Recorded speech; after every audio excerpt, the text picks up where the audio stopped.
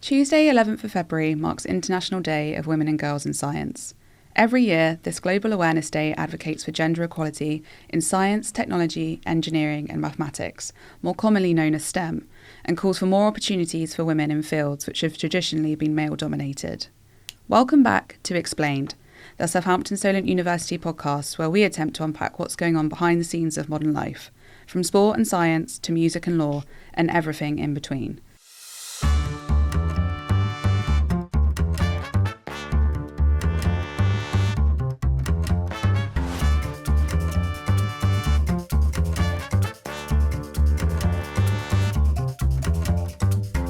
I'm your host, Robyn and in this episode we're celebrating International Day of Women and Girls in Science, exploring the progress made in STEM and discussing what steps need to be taken to ensure gender equality across these fields. For such an important topic, it only felt right that today I'm joined by not one, but two guests. Sarah Radif is Head of Science and Engineering at Solent University. With a master's degree in architecture from the University of Liverpool, Sarah founded Solent's BA Hons Architectural Design and Technology degree, which has gone on to be celebrated across the industry. Sarah sits on the Education Board and Accreditation Group at the Chartered Institute of Architectural Technologists and has led the way in establishing modern teaching practices in this area. Joining Sarah is Dr Janet Bonar, Course Leader Mechanical and Manufacturing Engineering at Solent. Janet has studied both in the USA and England and has a PhD from the University of Southampton. Before joining Solent in 2013, Janet worked in engineering and operations roles across both startups and established companies. At Solent, she teaches manufacturing and quality, among other areas, and has conducted significant research on semiconductor materials and fabrication techniques. Janet is widely published in her field. Welcome, Sarah and Janet. Thank you, Robyn. Those were big introductions, weren't they? When I was researching you both, I was like, okay, well, there's a lot here that I need to include, and that's not even half of it, really. So I just want to give that a little shout out. So to start, obviously this day is all about encouraging women and girls to consider STEM and also to celebrate those who are already working in these fields. So I'd just be really interested in knowing what attracted you both to the fields that you work in, which are kind of historically male-dominated. So I think that although I work in engineering now, I would say that the thing that really brought me in was sort of the science end of things. And I was always interested in how the world worked. So one of the classic things is, why are sunsets red and why is the sky overhead blue? And that's about Rayleigh scattering, which is a physicsy thing. And I really liked knowing stuff like that. I was always really interested. So that's like how the world works. But I also like looking at things closer to hand and trying to find problems and fix them. And I also really like making things, which is the manufacturing side. I love that idea of knowing how the world works, trying to find the answers to that. I really like that. Exactly. Yeah, thank you. And what about you, Sarah? For me, it was my love for maths and geometry. So at school, these were two of my favorite subjects, and I wanted to find a career that will enable me to apply both into a discipline. And I couldn't find anything that does that other than architecture. So I chose this path, and I also had a passion for creating buildings and environments for people to be able to live in, to use, to work, to function, to have a healthy environment where they can flourish and bring up their families or be productive members of society. And when you first started out, did you feel like you were one of only a few women, or did you actually see a lot of women around you in architecture with what you were doing? That wasn't a barrier for me at the time. I had my passion for architecture, and as a 16-year-old, you're told to follow your passion. And hey, what does the world know that a 16-year-old me didn't? So, but I was lucky that I was surrounded by some really successful career women, not necessarily in architecture, but in other STEM-related disciplines. So to me, that if they were able to do it, why can't I? Yeah, and it's really important to have that, isn't it? To have role models around you who you think, okay, they're smashing it, so I can go out and do that too. I think that's really important. And what about you, Janet? Did you find that when you entered your industry that you felt that you were surrounded by other women, or did you feel like there was a disparity in genders? Yeah, most definitely a disparity in genders, and you notice it sort of through school. But I think Sarah put it very well. You said, at 16 you're following your passion, so I was just ignoring what everyone else is doing. And then when I got to uni and then beyond, I realized that I was in the minority for sure. And it was quite odd. I think as Sarah has said, I didn't have necessarily female role models in STEM, but other successful women. And I had a lot of support from my family. And so that kind of counteracted this kind of oddness that I was the only one at work. It's wonderful to have that. And I think it's one of the challenges maybe with something like STEM is if girls and young women don't have those people in their lives who are natural champions of them and telling them to go out and do whatever it is that they want to do. So I think it's really great that you both had women in your lives who were encouraging you in that way. And I love what you said about when you're 16 or 17, 18, you just think you're great. Like you just think, okay, I'm just going to go do this amazing thing. I think I don't know if you would agree with this, but it's almost when you get older that you start to maybe feel a little bit more nervous about your place in the world, or a sense of imposter syndrome. Has imposter syndrome ever happened to either of you in what you've been doing? For me, yes and no. I think when I chose to study architecture, I was lucky that, like Janet said, I had a very supportive family who encouraged me to learn and to educate myself. I have two brothers, and my parents treated us all equally, especially when it came to education. So for me, I took that for granted. And so it wasn't a barrier for me at the time, or I wasn't made to feel that I was going to be the odd one out. But when I came into work, I have encountered some barriers. I was made to feel that, what do you know, you're just a little girl, what do you know about architecture? So yes, I have encountered some of those challenges. And it was hard. It was hard at times because you're constantly having to prove yourself. You're constantly having to work that extra mile to show that you're equal to your peers. So yes, it was a challenge. Yeah, thank you for sharing that. And we'll go a bit further into the challenges that you might have both experienced. But just for you, Janet, do you feel like imposter syndrome is something that you might have experienced? I would say yes, actually. And I don't think I knew the term imposter syndrome until maybe the past 20 years ago. And I thought, oh, yeah, that explains exactly how I feel. Yeah, and we're actually talking about it now, which is a really good thing, actually. I mean, I think it normalises it in some ways. Mm-hmm. So before we jump into learning a bit more about both your journeys, I think it's important to set the scene for listeners who actually just might not be familiar with the landscape in STEM for women and girls. So according to the UN, and I'm sure this won't come as a surprise to either of you, women are typically given smaller research grants than their male colleagues. In cutting edge fields such as AI, only 22% are women, so around 1 in 5. Women account for only 28% of engineering graduates, and female researchers tend to have shorter and less well-paid careers. So it's really obvious why this International Day matters. But of course, the issue itself extends way beyond one day into every day, because, there are women and girls like yourselves who are spending every day in these fields. And it's really important that everyone feels valued and welcome and that there's a space for them. But you've both had such great successes in your fields, as evidenced by what you're doing here at Solent and what you've already done. Can you tell us about some of the moments that have shaped you and some moments that have felt significant, and maybe challenges that you've had that have been hard but have actually, given you more sort of momentum for succeeding in what it is you do? Maybe, Sarah, if we could start with you on that one. I always remember the very first lecture I had to deliver here when I started my teaching career, and it was delivering topic on construction technology to construction management students, so not even architecture students. And at that time, the course used to cater mainly for part-time students who would work on construction sites and come on day release to study. So I turned up to this lecture theatre full of men, twice my size, spent all their time on construction, and they knew the trade inside and out. And they looked at me and thinking, what are you doing here? Trying to teach us something that we do in our daily jobs. So I went in, I didn't let that faze me, and I delivered the lecture. And at the end of the lecture, some of them came and actually thanked me for my delivery. And I think that to me was monumental in the way you described it, Robyn, because what helped me deliver that lecture very well was I went in very well prepared. I did my homework.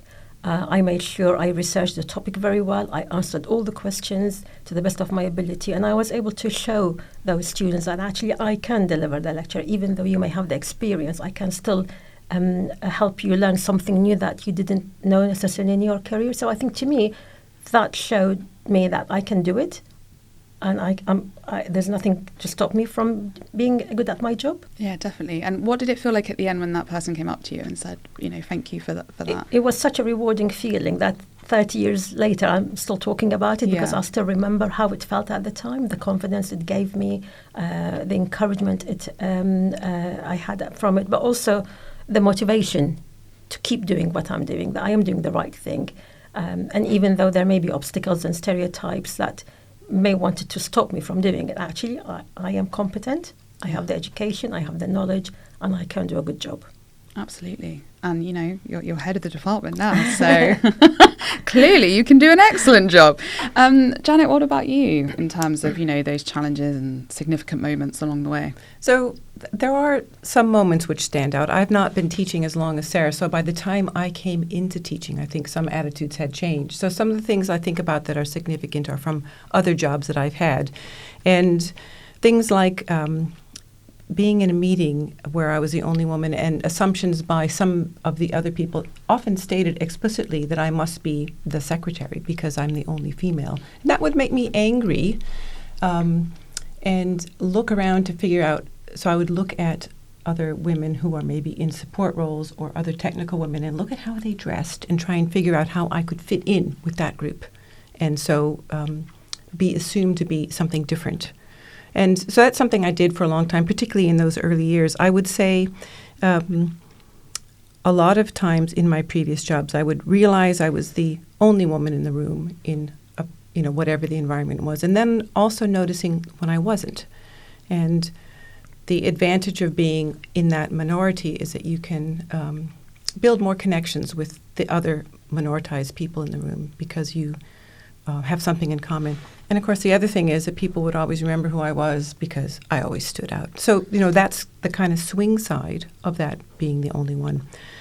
A long time ago, I contributed to a joint publication with someone that I didn't know. So we'd been working on this work where I was, and then someone else contributed another thing. And then so we published the paper, and then later I met that person at a conference. And I guess he only ever knew me by my initials because he said, "Oh, I never imagined it was a woman." And I thought, why not? At the time, I had a supportive boss who would, kind of smooth the moment over. But it was a funny moment, and I still remember it for those reasons, like Sarah's first lecture, where these things really stand out in your mind because they seem so significant. Something that I have noticed, I think, more recently is that after being promoted in a job to usually, the first managerial level, or when I obtained my PhD, I felt like I had kind of external recognition of my abilities, and that gave me more confidence when introducing myself or trying to act on things I was supposed to be acting on. Having externally been recognized for my abilities made a big difference to me, and so that helped my confidence, maybe decreased my imposter syndrome, and I think has made me recognize my abilities better than before those things happened. I do think that most of the time the people I worked with have been just as interested in the subject as I am, just as keen to know about the technology or figure out what's going on here or solve this problem. And our different genders haven't really mattered that much. So that's really I think the encouraging thing is it's always been fun to work in this area. And there's always going to be people who don't like you for whatever reason, but that's not most people. And that's why it's still fun to be working in the area. Yeah, and like you said, fun is important. It's important to wake up and still feel that fuel about what you do, I don't want to be bored at work. That is one of my requirements. And so I really like doing something that I really enjoy. Yeah, and when, I suppose this is a question for both of you, but when those sort of comments were made to you, so, "Oh, I didn't know you were a woman," or, the shock of someone being like, "Oh, you did that lecture really well." What did that feel like in those moments? Like, if someone was to say that to you now, do you think you would react differently? Or do you think you would still be like, okay, yeah, it's what it is? I think with my advanced age, I'd be much more likely to call them out. Yeah. Why did you not think that I was going to give a good lecture? What about you, Sarah? Yeah, I guess I would be the same. I think it's important to educate people. Yeah. But also, I think those moments taught me not to be like those people who were not very nice to me at some point, and taught me to be a better person than them. Yeah, rise above it. Yeah. Definitely. So for girls and young women who are thinking now about coming into STEM, what advice might you give them? You know, I mean, it's a big question because there might be a lot of advice you'd want to give them. But if there was someone listening now who you know is listening to this conversation and thinking, actually, I might want to give that a go, what would you say to them? I would say, I'll give you 3. Yeah. One of them, I say, stay faithful to your principles. Never change. Don't let the difficulties and the challenges that you face change who you are and what you believe in, because people will respect you for having those principles. I would also say that nothing is insurmountable. If you come across an obstacle or a difficult job or a task, just get on with it, learn it, do it, break it down into small chunks and tackle it one by one. And also make sure that you're fully prepared. For every job you're given, make sure you go in fully prepared, do your homework, and prove yourself that you're equal, if not better. Thank you. What about you, Janet? I would say, I think the advice I would give to girls or young women considering studying STEM subjects is to go for it. You know, you're interested in it. There's no reason that you cannot be just as successful. So understand that at a very fundamental level, and then you need to keep that knowledge to allow you to overcome whatever difficulties, because they're not the easiest subjects. I do think you've got to apply yourself. You've got to get your maths brain going. It's quite satisfying, but you have to work a little bit harder. I'm not sure if Sarah agrees with that, but that's sort of what I think. But it's worth it because it's really fun and interesting. I think find your allies, whether that's a teacher who's supporting you or a parent or someone in the workplace who's saying, I believe in you, you can do this. And again, that's sort of a general life thing, but I think particularly in the STEM subjects. I've spoken to some current students and some recent graduates about how they feel, because I feel that my own experience is a long time ago, so has it changed? And some students, like current students, would say, well, I didn't really care what other people thought about my choice. I was just interested in this. And so I think that's more what I was like. And I think, yeah, great, just internalize that, keep on going, knowing that you're studying the right thing. Other people felt dissuaded, or teachers tried to dissuade them and saying, well, that's not for a girl. You can't be studying that, but had something to oppose that at home, a supportive parent who said, yeah, you can do whatever you want. Yeah. And so I think you need to find those sort of allies. Mentoring has been another very successful thing. And what I've identified is that a recent very successful graduate, Georgia Strickland, who had a CESA BEng in renewable energy engineering, a first-class degree in 2023, has really found that having a mentor while she's at Solent, and she's continued the relationship, has been super helpful for her. So she's always found allies. You know, I was supportive of her, her mentor was supportive of her, as well as male colleagues and students. And that's really helped her. So I think that's sort of finding an ally and then allowing that ally to help you.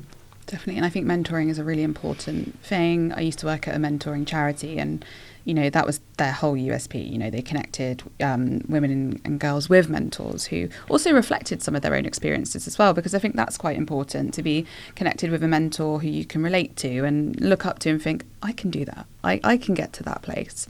In terms of from when you both entered the industry to today, have you seen tangible changes take place? I mean, has enough change happened? Because obviously, you know, knowing the landscape as it is, those stats provided by UN, still looks like there's a way to go. I think some change has happened.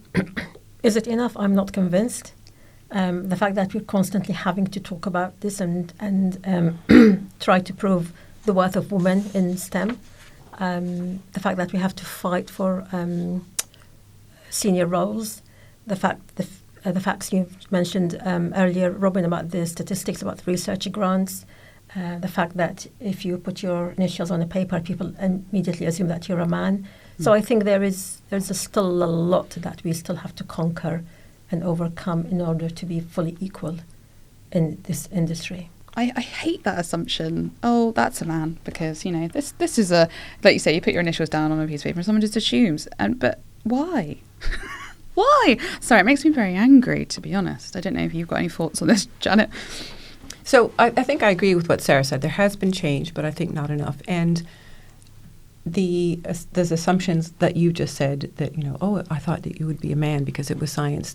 I did used to get angry about it, but now I think it takes too much energy to be angry, and I'm going to put my anger in a more productive way, either call someone out or turn it around another way. And I think the point you made, Sarah, about I don't want to be like the people who make those assumptions about me. It's a very good learning message for all of us.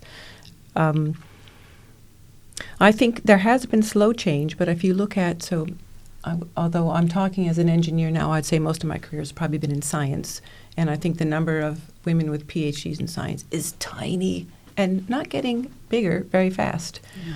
The problems we have facing us today as a society, and that's, society in the world as well as here in the UK, we really need to find solutions. We need to draw from both halves of the population, not just from the boys. So I think we have a much better chance of solving these big problems if we're drawing from both halves of the population. And that's what really makes me think we need to drive further towards equality.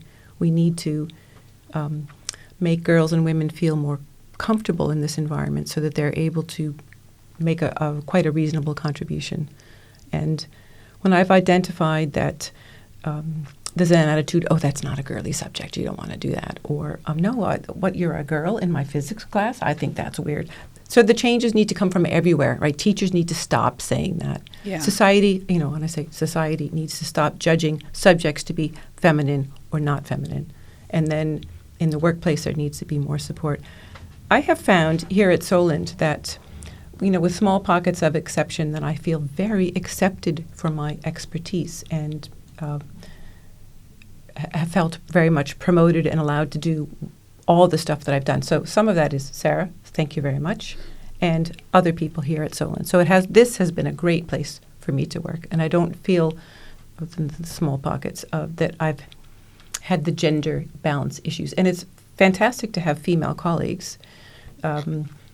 Some of the comments from current and recent graduates have said, yes, having Dr. Pooja Mishri teach me mathematics and be excited and competent about it really encourages me to think that I can do that too. She's female, I'm female. It's okay to be excited by maths. And that's a fantastic thing. And actually, again, it comes back to the mentoring, the role modelling. Like, it is a really, really powerful tool. And I think more stock needs to be put into just what can be achieved with something like that. So it's a very nice segue, thank you, into the whole, how do we break down barriers? And I do want to say, I struggle with the concept personally that women and girls are the ones that have to find the solutions to the problem, right? So, we don't have gender equality. So women and girls, can you just tell us what how do we fix this? I really like what you just said about it comes from everyone. It comes from men, it comes from women. This is not, a one person's, solution. But that being said, I do want to know what you both think could be done to break down some barriers in STEM. Not because I think it's down to you, but you have been in these situations in these industries, and you speak from a place of personal experience. So how can we ensure girls and women feel able to enter STEM, and then when they're there, they can thrive? I think it starts from young age, from schooling. So I think the schools have a role to play there. That they don't segregate boys and girls, and making everyone feel equal. I think society has a huge role to play, and it's really pleasing. Recently, when you listen to a report or a piece of an article on the news, and they want to bring in an expert to talk about physics or science or astronomy, and quite often now we see a woman being interviewed. Well, I remember a few years ago we hardly saw any woman being interviewed on such important topical subjects. So I think more of that needs to happen. I think mentorship absolutely key to this, because the more young girls see girls and women entering the field and succeeding, it will inspire them to follow suit. That is really important. But I think also, yes, it's not our problem that we don't need to be to solve the problem, but I think we have a responsibility to be part of the solution. The more we talk about it, the more we explain to people how it feels to be a woman, the more we talk about the difficulties we've had or the experiences we've been through. Because if you think about it, if someone hasn't experience those challenges, they'll never be able to understand what it is. So for them, they may not think that their behavior is wrong or their attitude is wrong. But I think the more we talk, we educate, we explain, we share our feelings, I think that will help raise awareness. And then, as Janet said, everyone will come together and work together to ensure that there is that equality in the workplace. I think we assume too much that people just know what we're feeling or what we're experiencing in that moment. So, like you said, having these conversations is super important, because we can't just hope that everyone's got their eyes wide open and they know that what we're feeling. Do you think there's something in that, Janet? Yeah, I do, actually, and I think that's a very good way to look at it. I think that if it's down to me to kind of carry the torch for being the only female in the room, that's exhausting, and it's exhausting over a large number of years. And so always being trumpeted, oh, look, we have got a female, department head or female, this is hard work. And so the more people are, the more the load can be shared and the better it will be. But I also really get the point that we need to, I guess those people who are making us feel uncomfortable or making us feel like the only one, they need to know what it feels like, so we need to keep speaking. And at the same time, I guess, recognize that it's a role that we have that other people don't have. That said, I think we need to find allies who will also talk about it. And I think the angle that I found that seems to fit quite well when I was working in manufacturing was that we need to draw from both halves of the population. You say we are struggling to hire people who are qualified. We're only looking for half the population. If you had the other half, our job would be a bit easier. So I do get that we have to carry the torch a bit, but I think sharing the load as much as possible would be good, and finding your allies. Yeah. And at the same time, that point you said, Sarah, I don't want to be the person making the comments, so you always have to be mindful where they're coming from and thicken your skin a bit. It's like, oh, never mind, you're just a silly boy. Resilience is really important. Yeah, that's right. Yeah. The way I've thought about the kind of women in the kind of more senior positions, it's been described as a leaky pipeline. So maybe everyone starts in the same place, and when you're going through school, I think even here, A-levels, maths is taken by equal numbers of boys and girls. But then fewer girls choose the STEM subjects. Maybe, biology or medicine is acceptable, but not chemistry or physics. And then fewer of those graduates choose jobs in those technical fields. And then fewer of those females in those technical roles stay in those technical roles. So in some way, addressing the kind of leakiness at each stage might be what needs to be done. I think our role here at university is supporting students, female students and male students at university, but we need to think obviously about in our schools outreach work how we can support it at the next level down. But it does need to start at quite a young age. Actually, it makes me think about the skills shortages that some fields are experiencing. Like I said, if we actually pull from everywhere, we can meet those shortages and actually give employers and businesses the skills they need if we just encourage more people to pursue those pathways into employment. So it feels like a win-win, actually, getting more women into STEM. Yeah, I definitely agree. I think it would be great. And you spoke a bit about allyship. Male allyship is probably super important. Have you felt at times in your careers very supported by your male peers? I had a particular boss the first time I did a managerial role who said, oh no, you can do that technical stuff, but all those other people can't do the manager stuff too, and you can. And he was the one who talked about recruiting from the whole population. And so he really got it, and I think he just wanted to get good people to be engineers in that operation. But I think he had a lot of sense, and now I began to see that it was not only women who would be interested in this issue. And so now, you find your allies wherever you are. Definitely feel I have allies here at Solent. I feel like we're just promoting Solent now. But what about you? I mean, Sarah, for you, Absolutely.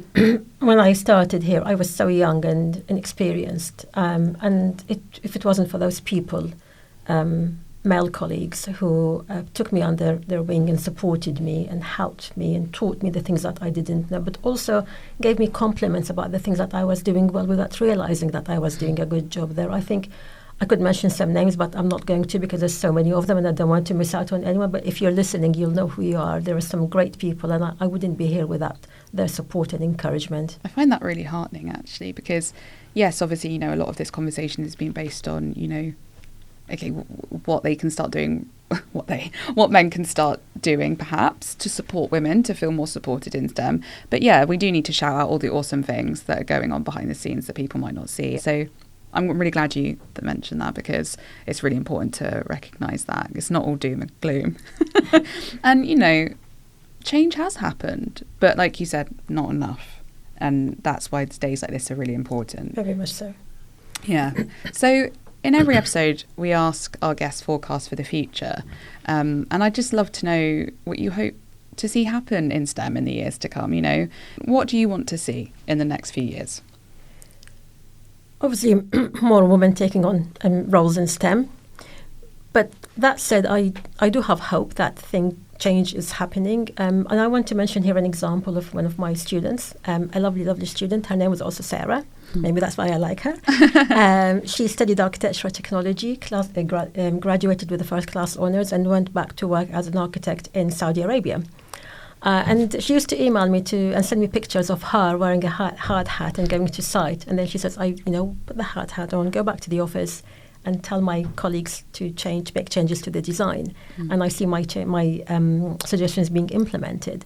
Very recently, she works for an organisation that specialises in designing healthcare facilities. And very, very recently, she just completed a project where she was involved in designing a 16-storey building, 90,000 square meters, which consists of rehabilitation centre and an outpatient department. And the project was designed to connect with the surrounding landscape, so to encourage healing through connections to nature. Not only that, but the project also won an LEED Platinum Award, and that is the highest rating for green buildings in the world. And she was invited last year to present her project at the Healthcare Design Congress that was held at the Royal College of Physicians here in London. So for a student like that to graduate from Solent, to go back and make such inroads in what is a traditionally conservative society, and to be accepted and to be given those important roles, I think that gives me a lot of hope. It warms my heart that there's changes happening. We may not think it's happening, we may not see it because maybe it's happening slowly, but it's definitely happening and going in the right direction. Not only is she just making incredible strides for women who might follow in her footsteps, but she's also making buildings that are sustainable, green, right? So that's helping the planet. Like, the ripple effect of making sure that everyone has their chance to thrive in the industry they want to is so important. And that's such an amazing story. I just love hearing stories of people succeeding in what they love, you know? And what about you, Janet? What does the future look like for you? I think, so I'm a scientist, right? And think about what have I seen so far? The numbers of women have been increasing slowly. So I would like the increase to get bigger and for more, for not just being one more each year, but maybe 5 more each year. And I think understanding that engineering is really about solving problems, and there's a lot of problems to solve, rather than thinking that engineering is about, kind of the hands-on, getting your hands dirty stuff. It's more than that. So I quite like that, but that's maybe puts off some girls because they're like, oh, I'm going to ruin my nails. So there's lots of different ways you can participate in engineering, and it's really about solving the problems. So whatever you think is going wrong, that's what you should try and fix. So I think enabling people to see that they can be part of the solution, I think, is the thing I would like to kind of change some of the ways that engineering is perceived. Yeah. Growing up, I think I would have just assumed, oh, that's a guy's job, because, I can't fix a car or like a washing machine. Do you know, wrongly, because no one corrected me. And I think, obviously I'm an adult now and I've got the awareness and the knowledge that I've picked up along the way. But you're right, we need to make sure that people know the reality of these industries and these fields, it's finding solutions to problems. It's not, wielding a hammer. Maybe it is a little bit, I don't know. But that's exactly right. Can be a little bit, but there's lots of other things solving problems means. I mean, I think the example you talked about, Sarah, is someone using their creativity to design something very beautiful, but also solving the problem of these medical problems it's solving, plus the environmental problem in that particular environment. So I would describe that as an excellent engineering exercise, even though Absolutely. it's architecture and construction. So definitely more awareness of these roles and what they entail, so people don't write it off. Yes, exactly. I think conversations like these do play a role in that. So thank you so much for joining me for this conversation. It's been wonderful. Yeah, that's fantastic. Thanks ever so much. Thank you. A huge thank you to Sarah and Janet for joining us for this week's episode of Explained. And thank you, as always, listener, for tuning in. Like what you heard today? Let us know. You can find us online at solent.ac.uk, as well as on all your favourite podcast and social media platforms. Leave a review to let us know what you thought of today's episode, and be the first to hear the next episode by hitting that subscribe button. Thank you, and see you soon.